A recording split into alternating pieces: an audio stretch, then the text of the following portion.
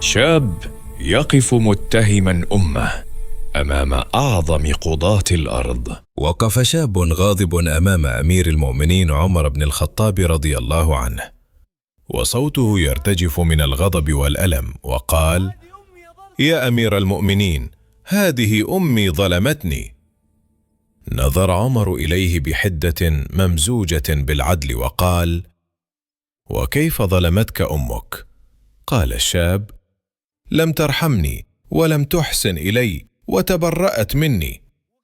فأمر عمر بإحضار الأم فورا. دخلت امرأة عجوز ظهرها منحني ووجهها يحمل آثار السنين والتعب.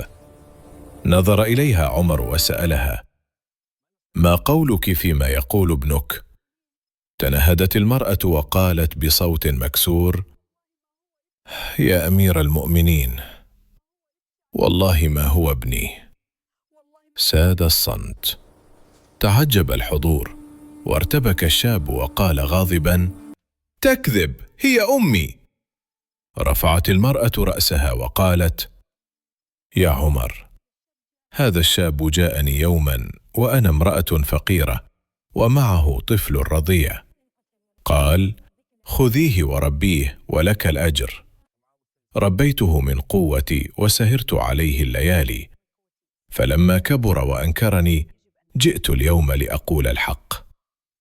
نظر عمر إلى الشاب وقال بحزم: ما تقول؟ انكسر الشاب وبكى وقال: صدقت، خفت أن يعرف الناس حقيقتي. فقال عمر كلمته التي هزت القلوب: هذه ليست أمك التي ولدتك، لكنها أمك التي صنعتك. ثم التفت إلى المرأة وقال: لك عند الله أجر أم كاملة، وله عند الله حساب عظيم. وبكى عمر وبكى الناس، لأن العدل لا يخدع، والله هو أحكم الحاكمين.